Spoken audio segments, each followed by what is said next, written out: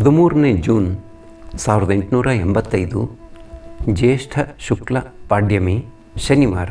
ಗಂಟೆ 3 ಹತ್ತಿರ ಮಧ್ಯಾಹ್ನದ ಊಟ ಮುಗಿಸಿಕೊಂಡು ಪರಮಹಂಸರು ತಮ್ಮ ಕೊಠಡಿಯಲ್ಲಿ ವಿಶ್ರಮಿಸಿಕೊಳ್ಳುತ್ತಿದ್ದಾರೆ. ಒಬ್ಬ ಪಂಡಿತ ನೆಲದ ಮೇಲೆ ಹಾಸಿದ್ದ ಮಂದಲಿಗೆ ಮೇಲೆ ಕುಳಿತಿದ್ದಾನೆ. ತನ್ನ ಏಕಮಾತ್ರ ಪುತ್ರಿಯನ್ನು ಕಳೆದುಕೊಂಡು ಶೋಕಾನ್ವಿತಳಾಗಿರುವ ಒಬ್ಬ ಹೆಂಗಸು ಕೊಠಡಿಯ ಉತ್ತರ ಬಾಗಿಲ ಹತ್ತಿರ ನಿಂತುಕೊಂಡಿದ್ದಾಳೆ. ಕಿಶೋರಿ ಕೊಠಡಿಯಲ್ಲಿ ಕುಳಿತಿದ್ದಾನೆ. ಮಾಸ್ಟರ್, ದ್ವಿಜ ಮೊದಲಾದವರೊಡನೆ ಕೊಠಡಿಯನ್ನು ಪ್ರವೇಶಿಸಿ ಪರಮಹಂಸರಿಗೆ ಪ್ರಣಾಮ ಮಾಡಿದ. ಪರಮಹಂಸರಿಗೆ ದೇಹಾರೋಗ್ಯ ಸರಿಯಾಗಿಲ್ಲ. ಅವರು ಗಂಟಲು ನೋವಿನಿಂದ ನರಳುತ್ತಿದ್ದಾರೆ. ಬೇಸಿಗೆ ಕಾಲವಾಗಿರುವುದರಿಂದ ಮಾಸ್ಟರನ ದೇಹಾರೋಗ್ಯವೂ ಸರಿಯಾಗಿಲ್ಲ. ಈಗ ಸ್ವಲ್ಪ ದಿವಸಗಳಿಂದ ಆಗಾಗ ಬಂದು ಪರಮಹಂಸರ ದರ್ಶನ ಪಡೆಯಲು ಆತನಿಗೆ ಸಾಧ್ಯವಾಗುತ್ತಿಲ್ಲ. ಶ್ರೀರಾಮಕೃಷ್ಣರು ಮಾಸ್ಟರಿಗೆ, ಓಹೋ ಬಂದೆಯಾ, ನೀನು ಕಳುಹಿಸಿದ ಬಿಲ್ವದ ಹಣ್ಣು ಬಹಳ ಚೆನ್ನಾಗಿತ್ತು. ಈಗ ನಿನ್ನ ಆರೋಗ್ಯ ಹೇಗಿದೆ? ಮಾಸ್ಟರ್, ಈಗ ಸ್ವಲ್ಪ ಮೇಲು. ಶ್ರೀರಾಮಕೃಷ್ಣರು, ಸೆಕೆ ಹೆಚ್ಚಿಬಿಟ್ಟಿದೆ. ಆಗಾಗ ಸ್ವಲ್ಪ ಐಸನ್ನು ತಿನ್ನು. ಸೆಕೆ ಹೆಚ್ಚಾಗಿರುವುದರಿಂದ ನನಗೂ ಕಷ್ಟವಾಗುತ್ತಿದೆ. ಅದಕ್ಕಾಗಿಯೇ ಐಸ್ ಕ್ರೀಮನ್ನು ತಿಂದೆ. ಅದರ ಫಲವಾಗಿ ನನಗೆ ಗಂಟಲಿನಲ್ಲಿ ಹುಣ್ಣು ಆಗಿಬಿಟ್ಟಿದೆ. ಉಗುಳು ದುರ್ವಾಸನೆ ಕೊಡುತ್ತಿದೆ. ಭಗವತಿಗೆ ಹೇಳಿದೆ, ನನ್ನ ಆರೋಗ್ಯವನ್ನು ಸರಿಪಡಿಸಿಬಿಡು, ಇನ್ನು ಮುಂದೆ ಐಸ್ ಕ್ರೀಮನ್ನು ತಿನ್ನುವುದಿಲ್ಲ ಅಂತ. ಮತ್ತೆ ಏನನ್ನೂ ತಿನ್ನುವುದಿಲ್ಲ ಅಂತ ಹೇಳಿಬಿಟ್ಟೆ. ನಾನು ಈ ರೀತಿ ತಾಯಿಗೆ ವಾಗ್ದಾನ ಮಾಡಿಬಿಟ್ಟಿರುವುದರಿಂದ ನಾನು ಇನ್ನೆಂದಿಗೂ ಅದನ್ನು ತಿನ್ನಲು ಹೋಗೆನು. ಆದರೆ ಕೆಲವು ವೇಳೆ ನನಗೆ ಮರೆವು ಬಂದು ಬಿಡುತ್ತದೆ. ಭಾನುವಾರ ಮೀನು ತಿನ್ನುವುದಿಲ್ಲ ಅಂತ ನಾನು ತಿಳಿಸಿದ್ದೆ. ಆದರೆ ಒಂದು ಭಾನುವಾರ ಮರೆತು ತಿಂದುಬಿಟ್ಟೆ. ಉದ್ದೇಶಪೂರ್ವಕವಾಗಿ ಹಾಗೆಂದಿಗೂ ಮಾಡಲಾರೆ. ಅಂದು ನಾನು ಒಬ್ಬನಿಗೆ ದೇವದಾರು ವೃಕ್ಷಗಳ ಕಡೆಗೆ ಕಾಲು ತಂಬಿಗೆ ತರುವಂತೆ ಹೇಳಿದೆ. ಆತ ಎಲ್ಲಿಗೋ ಹೋಗಿದ್ದುದರಿಂದ ಬೇರೊಬ್ಬ ಅಲ್ಲಿಗೆ ತಂದ. ನಾನು ಅದನ್ನು ಉಪಯೋಗಿಸಲು ಆಗಲಿಲ್ಲ. ಬೇರೆ ವಿಧಿಯೇ ಇಲ್ಲದೆ ನಾನು ಯಾರಿಗೆ ಮೊದಲು ಹೇಳಿದ್ದನೋ ಆತನೇ ಬಂದು ನೀರು ತರುವವರೆಗೆ ಹಾಗೆಯೇ ನಿಂತಿದ್ದೆ.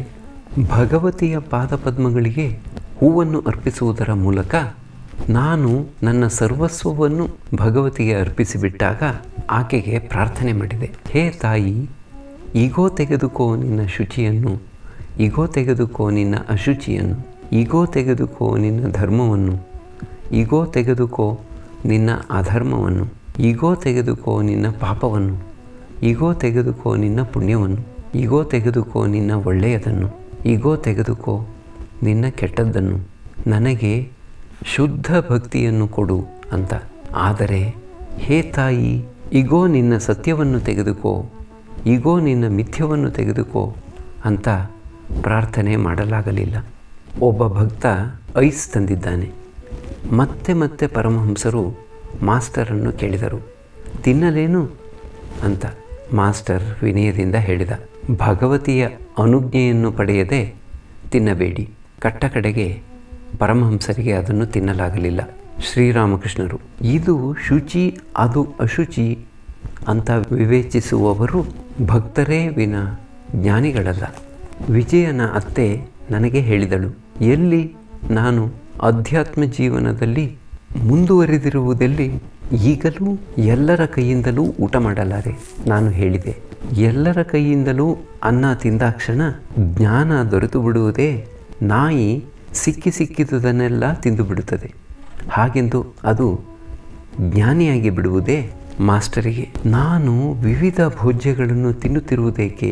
ಒಂದೇ ರಾಗವನ್ನು ಊದುವವನ ಹಾಗೆ ಆಗದೇ ಇರಲು. ಅಂಥವನಾದರೆ ಭಕ್ತರು ನನ್ನನ್ನು ಸೇವಿಸುವ ಹಾಗೆಯೇ ಇಲ್ಲದಂತೆ ಆಗುತ್ತದೆ. ನಾನು ಕೇಶವಸೇನನಿಗೆ ಹೇಳಿದೆ, ಇನ್ನೂ ಉಚ್ಚ ಮಟ್ಟದ ದೃಷ್ಟಿಯಿಂದ ನಿನಗೆ ತಿಳುವಳಿಕೆ ಕೊಡುವುದಾದರೆ ನಿನ್ನ ಸಂಸ್ಥೆಗಳೊಂದೂ ಬದುಕವು. ಜ್ಞಾನಾವಸ್ಥೆಯ ದೃಷ್ಟಿಯಿಂದ ಅವುಗಳೆಲ್ಲ ಸ್ವಪ್ನದೋಪಾದಿಯಲ್ಲಿ ಮಿಥ್ಯ. ಒಂದು ಕಾಲದಿಂದ ನಾನು ಮೀನು ತಿನ್ನುವುದನ್ನು ಬಿಟ್ಟುಬಿಟ್ಟೆ. ಮೊದಲು ಸ್ವಲ್ಪ ಕಾಲ ಕಷ್ಟವಾಗಿ ಕಂಡಿತು. ಬಳಿಕ ಅಷ್ಟು ಕಷ್ಟವಾಗಿ ಏನೂ ತೋರಿಬರಲಿಲ್ಲ. ಹಕ್ಕಿಯ ಗೂಡನ್ನು ಸುಟ್ಟು ಹಾಕಿಬಿಟ್ಟರೆ ಅದು ಅದರ ಸುತ್ತಲೂ ಸ್ವಲ್ಪ ಹೊತ್ತು ಹಾರಾಡುತ್ತದೆ. ಆ ಬಳಿಕ ಅದು ಆಕಾಶಕ್ಕೆ ಹಾರಿ ಹೋಗುತ್ತದೆ. ದೇಹ ಜಗತ್ತು ಮಿಥ್ಯಾ ಎಂಬ ಬೋಧೆ ಬಂದು ಬಿಟ್ಟರೆ ಆಗ ಆತ್ಮ ಸಮಾಧಿಸ್ಥವಾಗುತ್ತದೆ. ಹಿಂದೆ ನನಗೆ ಜ್ಞಾನಿಯ ಅವಸ್ಥೆ ಬಂದಿತ್ತು. ಜನರ ಸಹವಾಸ ಆಗ ನನಗೆ ರುಚಿಸುತ್ತಿರಲಿಲ್ಲ. ಹಾಟ್ಮೂಲ ಎಂಬ ಜಾಗದಲ್ಲಿ ಯಾರೋ ಒಬ್ಬ ಜ್ಞಾನಿ, ಯಾರೋ ಒಬ್ಬ ಭಕ್ತ ಇದ್ದಾರೆ ಅಂತ ಆಗ ಕೇಳಿದ್ದೆ. ಆದರೆ ಸ್ವಲ್ಪ ದಿವಸಗಳೊಳಗಾಗಿಯೇ ಯಾರೋ ಹೇಳಿದರು ಅವರು ಸತ್ತು ಹೋದರು ಅಂತ. ಎಲ್ಲವೂ ಅನಿತ್ಯವಾಗಿ ಕಂಡುಬಂದಿತು.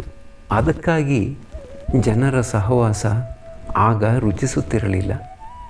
ಬಳಿಕ ಭಗವತಿ ನನ್ನ ಮನಸ್ಸನ್ನು ಕೆಳಗಿನ ಅಂತಸ್ತಿಗೆ ಇಳಿಸಿದಳು. ಭಕ್ತಿ ಭಕ್ತರ ಕಡೆ ಮನಸ್ಸು ಹರಿಯುವಂತೆ ಮಾಡಿದಳು. ಈಗ ಪರಮಹಂಸರು ಭಗವಂತ ಮಾನವನ ರೂಪವನ್ನು ಧರಿಸಿ ಏಕೆ ಅವತರಿಸಿ ಬರುತ್ತಾನೆ ಎಂಬುದರ ವಿಷಯವಾಗಿ ಮಾತನಾಡಲಾರಂಭಿಸಿದ್ದಾರೆ. ಶ್ರೀರಾಮಕೃಷ್ಣರು ಮಾಸ್ಟರಿಗೆ ಭಗವಂತ ಮಾನವ ರೂಪಿನಲ್ಲಿ ಏಕೆ ಅವತರಿಸಿ ಬರುತ್ತಾನೆ ಎಂಬುದು ನಿನಗೆ ಗೊತ್ತೇ? ಭಗವದ್ವಾಣಿಯನ್ನು ಈ ಮಾನವ ಶರೀರದ ಮೂಲಕ ಕೇಳಲು ಸಾಧ್ಯವಾಗಲಿ ಎಂದು. ಅವತಾರದ ಮೂಲಕ ಆತ ವಿಲಾಸದಲ್ಲಿ ತೊಡಗುತ್ತಾನೆ. ಅವರ ಮೂಲಕ ಆತ ರಸಾಸ್ವಾದನೆ ಮಾಡುತ್ತಾನೆ. ಆದರೆ ಆತ ತನ್ನ ಉಳಿದ ಭಕ್ತರ ಮೂಲಕ ಎಲ್ಲೋ ಅಲ್ಪವಾಗಿ ಮಾತ್ರ ತನ್ನ ವೈಭವವನ್ನು ಪ್ರಕಾಶಗೊಳಿಸುತ್ತಾನೆ. ಬಹಳವಾಗಿ ಚೀಪಿದ ನಂತರ ಒಂದು ತೊಟ್ಟು ರಸ ಸಿಕ್ಕುವ ವಸ್ತುಗಳಿಗೆ ಇವರನ್ನು ಹೋಲಿಸಬಹುದು. ಉದಾಹರಣೆಗೆ ಹೂವು ಎಷ್ಟೋ ಚೀಪಿದ ನಂತರ ಒಂದು ತೊಟ್ಟು ಮಧು ದೊರೆಯುತ್ತದೆ ಮಾಸ್ಟರಿಗೆ. ಅರ್ಥವಾಯಿತೇನು? ಮಾಸ್ಟರ್ ಬಹಳ ಚೆನ್ನಾಗಿ. ಪರಮಹಂಸರು ದ್ವಿಜನೊಡನೆ ಮಾತುಕತೆಯಾಡಲಾರಂಭಿಸಿದರು. ಆತನಿಗೆ ವಯಸ್ಸು 15 ಅಥವಾ 16. ಆತನ ತಂದೆ 2ನೇ ಸಲ ಮದುವೆಯಾಗಿದ್ದಾನೆ. ದ್ವಿಜ ಆಗಿಂದಾಗ್ಗೆ ಮಾಸ್ಟರೊಡನೆ ದಕ್ಷಿಣೇಶ್ವರಕ್ಕೆ ಬರುವ ವಾಡಿಕೆ. ಪರಮಹಂಸರು ಆತನನ್ನು ಬಹಳವಾಗಿ ಪ್ರೀತಿಸುತ್ತಿದ್ದಾರೆ. ಆ ಹುಡುಗ ಹೇಳಿದ, ಅವನು ದಕ್ಷಿಣೇಶ್ವರಕ್ಕೆ ಬರುವುದು ಆತನ ತಂದೆಗೆ ಇಚ್ಛೆ ಇಲ್ಲ ಅಂತ. ಶ್ರೀರಾಮಕೃಷ್ಣರು, ನಿನ್ನ ಸಹೋದರರಿಗೂ ಅವರೂ ನನ್ನನ್ನು ತಿರಸ್ಕಾರ ದೃಷ್ಟಿಯಿಂದ ನೋಡುತ್ತಿರುವರೇನು? ದ್ವಿಜ ಯಾವ ಉತ್ತರವನ್ನೂ ಕೊಡದೆ ಸುಮ್ಮನೆ ಕುಳಿತಿದ್ದ. ಮಾಸ್ಟರ್ ಶ್ರೀರಾಮಕೃಷ್ಣರಿಗೆ ಸಂಸಾರದ ಒಂದೆರಡು ಬಲವಾದ ಪೆಟ್ಟು ಬಿದ್ದಿತೆಂದರೆ ಅವರು ನೇರ ಆಗಿಬಿಡುತ್ತಾರೆ. ಶ್ರೀರಾಮಕೃಷ್ಣರು ದ್ವಿಜನ ಸಹೋದರನ ಸಂಬಂಧವಾಗಿ ಅವರ ಯೋಗಕ್ಷೇಮ ನೋಡಿಕೊಳ್ಳುವವಳು ಅವರ ಮಲತಾಯಿ. ಆದ್ದರಿಂದ ಅವರಿಗೆ ಏಟು ಆಗಲೇ ಬೀಳುತ್ತಿದೆ. ಸ್ವಲ್ಪ ಎಲ್ಲರೂ ಸುಮ್ಮನೆ ಕುಳಿತಿದ್ದರು. ಶ್ರೀರಾಮಕೃಷ್ಣರು ಮಾಸ್ಟರಿಗೆ, ಈತನಿಗೆ ಒಮ್ಮೆ ಪೂರ್ಣನ ಪರಿಚಯ ಮಾಡಿಕೊಡು. ಮಾಸ್ಟರ್, ಆಗಲಿ. ದ್ವಿಜನಿಗೆ, ನೀನು ಪಾನಿಹಾಟಿಗೆ ಹೋಗಿ ಬಾ. ಶ್ರೀರಾಮಕೃಷ್ಣರು, ಇವನನ್ನು ಅಲ್ಲಿಗೆ ಕಳುಹಿಸು, ಅವನನ್ನೂ ಅಲ್ಲಿಗೆ ಕಳುಹಿಸು ಅಂತ ನಾನು ಪ್ರತಿಯೊಬ್ಬರಿಗೂ ಹೇಳುತ್ತಲಿದ್ದೇನೆ. ಮಾಸ್ಟರಿಗೆ, ನೀನು ಅಲ್ಲಿಗೆ ಹೋಗುವುದಿಲ್ಲವೇನು? ಪರಮಹಂಸರು ಪಾನಿಹಾಟಿಯ ಮಹೋತ್ಸವಕ್ಕೆ ಹೋಗಲಿದ್ದಾರೆ. ಅದಕ್ಕಾಗಿಯೇ ಭಕ್ತರಿಗೂ ಅಲ್ಲಿಗೆ ಹೋಗಲು ಹೇಳುತ್ತಿದ್ದಾರೆ. ಮಾಸ್ಟರ್, ಹೋಗಬೇಕು ಅಂತ ಇಚ್ಛೆ ಇದೆ. ಶ್ರೀರಾಮಕೃಷ್ಣರು, ಒಂದು ದೊಡ್ಡ ದೋಣಿಯನ್ನೇ ಗೊತ್ತು ಮಾಡೋಣ. ಅದು ಕೆಳಕ್ಕೂ ಮೇಲಕ್ಕೂ ಹೊಯ್ದಾಡದು. ಗಿರೀಶ ಘೋಷ ಅಲ್ಲಿಗೆ ಬರುವನೇ? ಪರಮಹಂಸರು ದ್ವಿಜನ ಕಡೆಗೆ ದೃಷ್ಟಿಸಿ ನೋಡುತ್ತಿದ್ದಾರೆ. ಶ್ರೀರಾಮಕೃಷ್ಣರು, ಈ ನಗರದಲ್ಲಿ ಬೇಕಾದಷ್ಟು ಯುವಕರಿದ್ದಾರೆ. ಆದರೆ ಈತ ಮಾತ್ರ ಇಲ್ಲಿಗೆ ಬರಲು ಕಾರಣವೇನು? ಮಾಸ್ಟರಿಗೆ, ಹೇಳು ನೋಡೋಣ. ಹಿಂದಿನ ಜನ್ಮದ ಸುಸಂಸ್ಕಾರ ಸ್ವಲ್ಪ ಇದ್ದೇ ಇರಬೇಕು. ಮಾಸ್ಟರ್, ಹೌದು, ಇದ್ದೇ ಇರಬೇಕು. ಶ್ರೀರಾಮಕೃಷ್ಣರು, ಸಂಸ್ಕಾರವೆಂಬುದು ಇದೆ. ಹಿಂದಿನ ಜನ್ಮಗಳಲ್ಲಿ ಸತ್ಕಾರ್ಯಗಳನ್ನು ಮಾಡಿದ್ದರೆ ಕೊನೆಯ ಜನ್ಮದಲ್ಲಿ ಮನುಷ್ಯ ಸರಳ ಸ್ವಭಾವಿಯಾಗುತ್ತಾನೆ. ಕೊನೆಯ ಜನ್ಮದಲ್ಲಿ ಹತ್ತಿರ ಹುಚ್ಚರ ಹಾಗೆ ವರ್ತಿಸುತ್ತಾನೆ. ಸತ್ಯವೇನೆಂದರೆ ಎಲ್ಲವೂ ಆತನ ಇಚ್ಛೆಗೆ ಅನುಸಾರವಾಗಿ ನಡೆಯುತ್ತಿದೆ. ಆತ ಹ್ಞೂ ಎಂದೊಡನೆಯೇ ಜಗತ್ತಿನ ಪ್ರತಿಯೊಂದೂ ಸಂಭವಿಸಲಾರಂಭಿಸುತ್ತದೆ. ಆತ ಹ್ಞೂ ಎಂದೊಡನೆಯೇ ಪ್ರತಿಯೊಂದು ನಿಂತಲ್ಲಿಯೇ ನಿಂತು ಬಿಡುತ್ತದೆ. ಮನುಷ್ಯ ಆಶೀರ್ವಾದ ಮಾಡಕೂಡದು ಎಂಬುದಕ್ಕೆ ಕಾರಣವೇನು? ಆತನ ಇಚ್ಛೆಯಂತೆ ಏನೂ ಘಟಿಸದು. ಆದರೆ ಭಗವಂತನ ಇಚ್ಛೆಯಂತೆ ಎಲ್ಲವೂ ಘಟಿಸುತ್ತದೆ ಮತ್ತು ನಶಿಸುತ್ತದೆ. ಅಂದು ನಾನು ಕ್ಯಾಪ್ಟನ್ನನ ಮನೆಗೆ ಹೋಗಿದ್ದಾಗ ರಸ್ತೆಯಲ್ಲಿ ಕೆಲವು ಯುವಕರು ಹೋಗುತ್ತಿದ್ದುದನ್ನು ನೋಡಿದೆ. ಅವರು ಬೇರೆಯೇ ಶ್ರೇಣಿಗೆ ಸೇರಿದವರಾಗಿ ಕಂಡರು. ಅವರಲ್ಲೊಬ್ಬ 19-20 ವಯಸ್ಸು ಇರಬೇಕು, ಕ್ರಾಪು ಬಿಡಿಸಿಕೊಂಡಿರುವುದನ್ನು ನೋಡಿದೆ. ಆತ ಸಿಳ್ಳು ಹಾಕುತ್ತಾ ಮುಂದುವರಿಯುತ್ತಿದ್ದ. ಕೆಲವರು ಘೋರ ತಮೋಗುಣಿಗಳು. ಒಂದಷ್ಟು ಕೊಳಲನ್ನು ಊದುವುದಕ್ಕೆ ಬಂತು ಅಂದರೆ ಅಷ್ಟಕ್ಕೆ ಅಹಂಕಾರ. ದ್ವಿಜನಿಗೆ ಯಾರು ಜ್ಞಾನ ಸಂಪನ್ನರೋ ಅವರು ಪರರ ನಿಂದನೆಗಾಗಿ ಏಕೆ ಭಯಪಡಬೇಕು? ಕಮ್ಮಾರನ ಅಡಿಗಲ್ಲಿನಂತೆ ಅವರದು ಕೂಟಸ್ಥ ಬುದ್ಧಿ. ಅದರ ಮೇಲೆ ಎಷ್ಟೊಂದು ಕೊಡತಿಯ ಏಟುಗಳು ಬೀಳುತ್ತವೆ, ಆದರೂ ಅದು ಕಿಂಚಿತ್ತೂ ಜಗ್ಗದು. ನಿರ್ವಿಕಾರಿ.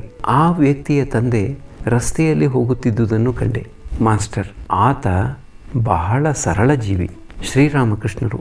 ಆದರೆ ಕಣ್ಣುಗಳು ಕೆಂಪಾಗಿವೆ. ಪರಮಹಂಸರು ಕ್ಯಾಪ್ಟನ್ನನ ಮನೆಗೆ ಹೋಗಿದ್ದರು. ಅದರ ಸಂಬಂಧವಾಗಿ ಮಾತನಾಡುತ್ತಿದ್ದಾರೆ. ಪರಮಹಂಸರ ಹತ್ತಿರಕ್ಕೆ ಬರುತ್ತಿದ್ದ ಯುವಕರನ್ನು ಆತ ನಿಂದಿಸುತ್ತಿದ್ದ. ಬಹುಶಃ ಹಾಜರ ಆತನ ಮನಸ್ಸನ್ನು ಕೆಡಿಸಿರಬೇಕು. ಶ್ರೀರಾಮಕೃಷ್ಣರು ಕ್ಯಾಪ್ಟನ್ನನೊಡನೆ ಮಾತುಕತೆಗಳನ್ನಾಡಿದೆ. ನಾನು ಹೇಳಿದೆ, ಈ ಜಗತ್ತಿನಲ್ಲಿ ಪ್ರಕೃತಿ ಪುರುಷರ ವಿನಾ ಬೇರೊಂದೂ ಇಲ್ಲ. ನಾರದ ಶ್ರೀರಾಮನಿಗೆ ಹೇಳಿದ, ಹೇ ರಾಮ, ಈ ಜಗತ್ತಿನಲ್ಲಿರುವ ಸಕಲ ಪುರುಷರೂ ನಿನ್ನ ಅಂಶದಿಂದ ಜನ್ಮವೆತ್ತಿದ್ದಾರೆ. ಕ್ಯಾಪ್ಟನ್ನನಿಗೆ ಬಹಳ ಆನಂದವಾಗಿ ಬಿಟ್ಟಿತು. ಆತ ಹೇಳಿದ, ನಿಮಗೆ ಮಾತ್ರವೇ ಯಥಾರ್ಥ ಜ್ಞಾನ ದೊರೆತಿದೆ. ಎಲ್ಲ ಪುರುಷರೂ ರಾಮನ ಅಂಶದಿಂದ ಜನ್ಮ ತಾಳಿರುವುದರಿಂದ ನಿಜವಾಗಿ ಎಲ್ಲರೂ ರಾಮರೇ. ಎಲ್ಲ ಸ್ತ್ರೀಯರು ಸೀತಾದೇವಿಯ ಅಂಶದಿಂದ ಜನ್ಮ ತಾಳಿರುವುದರಿಂದ ನಿಜವಾಗಿ ಎಲ್ಲರೂ ಸೀತಾದೇವಿಯರೇ. ಹೀಗೆಂದು ಹೇಳಿದ ಮರುಕ್ಷಣದಲ್ಲಿಯೇ ಯುವಕನನ್ನು ನಿಂದಿಸಲಾರಂಭಿಸಿ ಹೇಳಿದ, ಅವರು ಇಂಗ್ಲೀಷು ಕಲಿಸುತ್ತಿದ್ದಾರೆ, ಸಿಕ್ಕಿದುದನ್ನೆಲ್ಲ ತಿನ್ನುತ್ತಾರೆ. ಅಂಥ ಯುವಕರು ಸರ್ವದಾ ನಿಮ್ಮೊಡನೆ ಬೆರೆಯುತ್ತಿದ್ದಾರೆ. ಅದು ಒಳ್ಳೆಯದಲ್ಲ. ಅದರಿಂದ ನಿಮ್ಮ ಮನಸ್ಸು ಕೆಟ್ಟು ಹೋಗಬಹುದು. ಹಾಜರ ಒಬ್ಬ ಗಣ್ಯ ವ್ಯಕ್ತಿ. ಆತ ಬಹಳ ಒಳ್ಳೆಯವ. ಈ ಯುವಕರು ಬಂದು ನಿಮ್ಮೊಡನೆ ಅಷ್ಟೊಂದಾಗಿ ಬೆರೆಯಲು ಬಿಟ್ಟುಕೊಡಬೇಡಿ. ಮೊದಲು ಅದಕ್ಕೆ ಹೇಳಿದೆ, ತಾವಾಗೇ ಬರುತ್ತಾರಲ್ಲ, ಅದಕ್ಕೆ ನಾನೇನು ಮಾಡಲಿ? ಬಳಿಕ ಚೆನ್ನಾಗಿ ಕೊಟ್ಟೆ. ಅದನ್ನು ನೋಡಿ ಆತನ ಮಗಳು ನಕ್ಕು ಬಿಟ್ಟಳು. ನಾನು ಆತನಿಗೆ ಹೇಳಿದೆ, ಯಾರಲ್ಲಿ ವಿಷಯ ಬುದ್ಧಿ ಇರುವುದೋ ಅವರಿಂದ ಬಹಳ ದೂರದಲ್ಲಿಯೇ ಭಗವಂತ ನಿಲ್ಲುತ್ತಾನೆ. ಆದರೆ ಯಾರಲ್ಲಿ ವಿಷಯ ಬುದ್ಧಿ ಇಲ್ಲವೋ ಅವರ ಅತ್ಯಂತ ಹತ್ತಿರವೇ, ಅಂದರೆ 3 ಮೊಳದೊಳಗೆಯೇ ನಿಲ್ಲುತ್ತಾನೆ. ಕ್ಯಾಪ್ಟನ್ ರಾಖಾಲನ ಮಾತೆತ್ತಿ ಹೇಳಿದ, ಆತ ಎಲ್ಲರ ಮನೆಯಲ್ಲಿಯೂ ಊಟ ಮಾಡುತ್ತಾನೆ. ಬಹುಶಃ ಇದನ್ನು ಹಾಜರಾನ ಮೂಲಕ ಕೇಳಿರಬೇಕು. ಆಗ ಹೇಳಿದೆ, ಜನರು ಬೇಕಾದಷ್ಟು ಜಪ ತಪ ಮಾಡಲಿ, ಆದರೆ ಅವರಲ್ಲಿ ವಿಷಯ ಬುದ್ಧಿ ಇನ್ನೂ ನೆಲೆಸಿರುವುದಾದರೆ ಅವರಿಗೂ ಏನೂ ದೊರೆಯದು. ಆದರೆ ಯಾರೇ ಆಗಲಿ ಹಂದಿ ಮಾಂಸ ತಿನ್ನುತ್ತಿದ್ದರೂ ಭಗವಂತನಲ್ಲಿ ಮನಸ್ಸನ್ನು ಇಟ್ಟಿರುವುದಾದರೆ ಆತನೇ ಧನ್ಯ. ಆತನಿಗೆ ಕ್ರಮೇಣ ಭಗವಂತನ ಸಾಕ್ಷಾತ್ಕಾರ ದೊರೆತೇ ದೊರೆಯುತ್ತದೆ. ಹಾಜರ ಬಹಳವಾಗಿ ಜಪತಪ ಮಾಡುತ್ತಾನೆ. ಆದರೆ ಯಾವ ದಳ್ಳಾಳಿಯ ಕೆಲಸವೂ ತನ್ನಿಂದ ತಪ್ಪಿಸಿಕೊಳ್ಳದ ಹಾಗೆ ನೋಡಿಕೊಳ್ಳುತ್ತಿರುತ್ತಾನೆ. ಅದಕ್ಕೆ ಕ್ಯಾಪ್ಟನ್ ಹೇಳಿದ, ಹೌದು ಹೌದು, ನೀವು ಹೇಳುವುದು ನಿಜ. ಬಳಿಕ ನಾನು ಹೇಳಿದೆ, ಈಗ ತಾನೇ ನೀನೇ ಹೇಳಿದೆ, ಎಲ್ಲ ಪುರುಷರೂ ರಾಮನ ಅಂಶ, ಸ್ತ್ರೀಯರೆಲ್ಲರೂ ಸೀತಾದೇವಿಯ ಅಂಶ ಅಂತ. ಈಗ ನೀನು ಹೀಗೆ ಮಾತಾಡುತ್ತಿರುವೆಯಲ್ಲ? ಕ್ಯಾಪ್ಟನ್ ಹೇಳಿದ, ಹೌದು, ಅದು ನಿಜ. ಆದರೆ ನೀವು ಎಲ್ಲರನ್ನೂ ಪ್ರೀತಿಸುತ್ತಿಲ್ಲವಲ್ಲ ಅಂತ. ನಾನು ಹೇಳಿದೆ, ಆಪೋ ನಾರಾಯಣ, ನೀರನ್ನು ನಾವು ಎಲ್ಲೆಲ್ಲಿಯೂ ನೋಡುತ್ತೇವೆ. ಆದರೆ ಕೆಲವು ಕುಡಿಯಲು ಯೋಗ್ಯವಾಗಿವೆ, ಕೆಲವು ಶೌಚಕ್ಕೆ ಯೋಗ್ಯವಾಗಿವೆ. ಇಲ್ಲಿ ನೋಡು, ಇಲ್ಲಿ ನಿನ್ನ ಹೆಂಡತಿ ಮತ್ತು ಮಗಳು ಕುಳಿತಿದ್ದಾರೆ. ನನ್ನ ಕಣ್ಣಿಗೆ ಇವರು ಸಾಕ್ಷಾತ್ ಆನಂದಮಯಿಯರೇ ಆಗಿ ಕಾಣುತ್ತಿದ್ದಾರೆ. ಆಗ ಆತ ಹೇಳಿದ, ಹೌದು ಹೌದು, ಅದು ಸತ್ಯ. ಬಳಿಕ ಮತ್ತೆ ನನ್ನ ಪಾದಗಳನ್ನು ಸ್ಪರ್ಶಿಸಿ ಕ್ಷಮೆ ಬೇಡಲು ಬಂದ. ಹೀಗೆಂದು ಹೇಳಿ ಪರಮಹಂಸರು ನಗಲಾರಂಭಿಸಿದರು. ಬಳಿಕ ಕ್ಯಾಪ್ಟನ್ನನ ಸದ್ಗುಣಗಳ ಸಂಬಂಧವಾಗಿ ಮಾತನಾಡಲಾರಂಭಿಸಿದರು. ಶ್ರೀರಾಮಕೃಷ್ಣರು, ಕ್ಯಾಪ್ಟನ್ನನಲ್ಲಿ ಅನೇಕ ಸದ್ಗುಣಗಳಿವೆ. ಪ್ರತಿದಿನವೂ ನಿತ್ಯ ಕರ್ಮಗಳಲ್ಲಿ ನಿರತನಾಗಿರುತ್ತಾನೆ. ತಾನೇ ಮನೆ ದೇವರ ಪೂಜೆ ಮಾಡುತ್ತಾನೆ. ಅಭಿಷೇಕದ ಸಮಯದಲ್ಲಿ ಎಷ್ಟೊಂದು ಮಂತ್ರಗಳನ್ನು ಪಠಿಸುತ್ತಾನೆ, ಏನು ಕತೆ. ದೊಡ್ಡ ಕರ್ಮಠ. ಪೂಜೆ, ಜಪ, ಮಂಗಳಾರತಿ, ಶಾಸ್ತ್ರಪಾಠ, ಸ್ತೋತ್ರಗಳ ಪಠಣ ಇವೇ ಮೊದಲಾದ ನಿತ್ಯ ಕರ್ಮಗಳನ್ನು ಮಾಡುತ್ತಿದ್ದಾನೆ. ನಾನು ಆತನಿಗೆ ಗದರಿಸಿ, ನೀನು ಅತಿಯಾಗಿ ಓದಿಬಿಟ್ಟು ತಲೆ ಕೆಡಿಸಿಕೊಂಡಿದ್ದೀಯೆ, ಇನ್ನು ಮುಂದಕ್ಕೆ ಓದುವುದನ್ನು ನಿಲ್ಲಿಸು ಎಂದು ಹೇಳಿದೆ. ನನ್ನ ಆಧ್ಯಾತ್ಮಿಕ ಉನ್ನತಿಯ ಸಂಬಂಧವಾಗಿ ಕ್ಯಾಪ್ಟನ್ ಹೇಳಿದ, ನಿಮ್ಮ ಜೀವಾತ್ಮ ರೆಕ್ಕೆಯನ್ನು ಬಿಚ್ಚಿಕೊಂಡು ಮೇಲಕ್ಕೆ ಹಾರಿ ಹೋಗಲು ಸತತ ಸಿದ್ಧವಾಗಿದೆ. ಜೀವಾತ್ಮ ಮತ್ತು ಪರಮಾತ್ಮ ಎಂಬ ಎರಡು ಅಸ್ತಿತ್ವಗಳಿವೆ. ಜೀವಾತ್ಮನನ್ನು ಪಕ್ಷಿಗೆ ಮತ್ತು ಪರಮಾತ್ಮನನ್ನು ಆಕಾಶಕ್ಕೆ, ಚಿದಾಕಾಶಕ್ಕೆ ಹೋಲಿಸಬಹುದು. ಕ್ಯಾಪ್ಟನ್, ನಿಮ್ಮ ಜೀವಾತ್ಮ ಚಿದಾಕಾಶಕ್ಕೆ ಹಾರಿ ಹೋಗಿಬಿಡುತ್ತದೆ, ಅದಕ್ಕಾಗಿಯೇ ನೀವು ಸಮಾಧಿಸ್ಥರಾಗುವುದು ಅಂತ ಹೇಳಿದ. ನಗುತ್ತಾ ಆತ ಬಂಗಾಳಿಗಳನ್ನು ಖಂಡಿಸಲಾರಂಭಿಸಿದ. ಆತ ಹೇಳಿದ, ಬಂಗಾಳಿಗಳು ತಿಳಿಗೇಡಿಗಳು. ಅವರ ಹತ್ತಿರವೇ ಮಾಣಿಕ್ಯ ಇದೆ, ಆದರೆ ಅದು ಅವರಿಗೆ ಗೊತ್ತೇ ಇಲ್ಲವಲ್ಲ.